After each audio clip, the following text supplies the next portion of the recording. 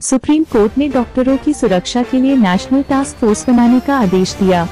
कोलकाता के RG Kar medical college में trainee doctor की कथित हत्या और बलात्कार के मामले में सुनवाई करते हुए सुप्रीम कोर्ट ने कहा कि वे डॉक्टरों की सुरक्षा के लिए नेशनल टास्क फोर्स (NTF) का गठन करेगा। चीफ जस्टिस ने इस मामले में FIR दर्ज करने को टालने के लिए पश्चिम बंगाल सरकार और अस्पताल प्रशासन को फटकार लगाई। चीफ जस्टिस ने कहा कि टास्क फोर्स में विभिन्न तरह के डॉक्टरों का एक समूह होगा जो सुरक्षा सुनिश्चित करने के लिए पूरे देश में पालन किए जाने वाले तौर तरीकों से कोर्ट को अवगत कराएगा। चीफ जस्टिस ने आगे कहा, अब जब हम इस मामले की सुनवाई कर रहे हैं तो यह पूरे देश के डॉक्टरों से हमारा विनम्र अनुरोध है कि प्रदर्शन कर रहे डॉक्टरों से हड़ताल खत्म करें। हम ईमानदारी से अपील करते हैं कि हम उनकी सुरक्षा और संरक्षण सुनिश्चित करने के लिए यहाँ हैं, जो कि पूरे देश के लिए चिंता का विषय है। सुनवाई के दौरान जस्टिस चंद्रचूड़ ने कहा कि देश एक और बलात्कार और हत्या का इंतजार नहीं कर सकता है। সুপ্রিম কোর্ট তো আমাদেরকে অ্যাপিল করেছেন, কিন্তু আমাদের প্রথম থেকেই যেটা দাবি ছিল জাস্টিস, সেই জাস্টিস কিন্তু এখনও পাইনি। আর জাস্টিস যতক্ষণ না আমরা পাচ্ছি আমরা কিন্তু সেফ ফিল করছি না।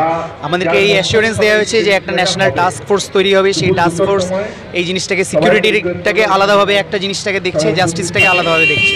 তো আমরা যে পুরো জিনিসটাকে প্রেজেন্ট করেছিলাম সেটা দুভাবে বিভক্ত হয়েছে। এখন একটা সিকিউরিটির ইস্যু আর একটা হচ্ছে জাস্টিস। জাস্টিস যতক্ষণ না পাচ্ছি আমরা সেফ অ্যান্ড সিকিউর ফিল করছি না। আর এদিকে সিকিউরিটির যে প্রবলেমটা সেটা নেশন ওয়াইড একটা টাস্ক ফোর্স দিয়ে জিনিসটাকে অ্যাড্রেস করছে। তা আমরা অ্যাজ প্যান জেনারেল বডি আমরা এখনও মিটিং করিনি, সেই মিটিংটা আজকে আমাদের হবে।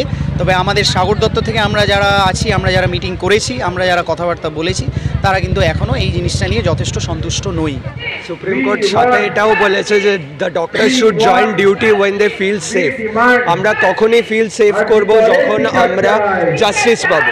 জাস্টিসের জন্য ওনারা হিয়ারিং রেখেছে দুটো, শুক্রবার বৃহস্পতিবার। আমরা সুপ্রিম কোর্টের দিকেই তাকিয়ে আছি, কিন্তু আমরা ততক্ষণ ফিল সেফ করব না যতক্ষণ না তিলোত্তমার বিচার হচ্ছে।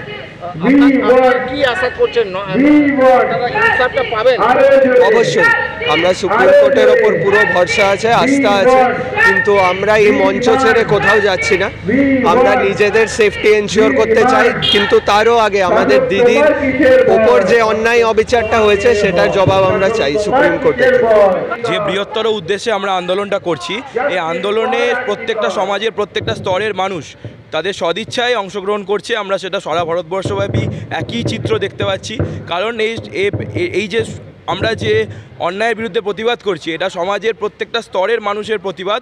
এটা কোনো ডাক্তার বা কোনো নার্স বা কোনো হসপিটালের গণ্ডির মধ্যে সীমাবদ্ধ নয়। এটা সমস্ত গণ্ডি পেরিয়ে, সমস্ত দেশের এবং রাজ্যের গণ্ডি পেরিয়ে চারিদিকে ছড়িয়ে গেছে। আমরা প্রতিবাদ উঠিয়ে গেলে কোনো ইনসাফ হবে না। ভারতবর্ষের ইতিহাসে কোনোদিনও হয়নি। যতদিন রাস্তায় লোক নামবে ততদিন আন্দোলন জীবিত থাকবে। রাস্তায় লোক না নামলে আন্দোলন থিতিয়ে পড়বে। আরে কোনো কিছু ত্যাগ না করলে কোনো কিছু পাওয়া যায় না, তো ত্যাগ করতেই হবে প্রত্যেককে কোনো না কিছু। সব কিছু 100বার 100% ঠিক প্রোটেস্ট।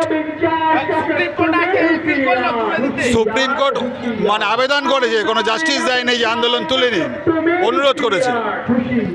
এটা তুলে দিলে কি সেই বিচার আর পাবে? বিচার দরকার। মেয়েদের যাতে রাস্তায় চলতে পারে সেই সূক্ষ্ম বিচারের দরকার।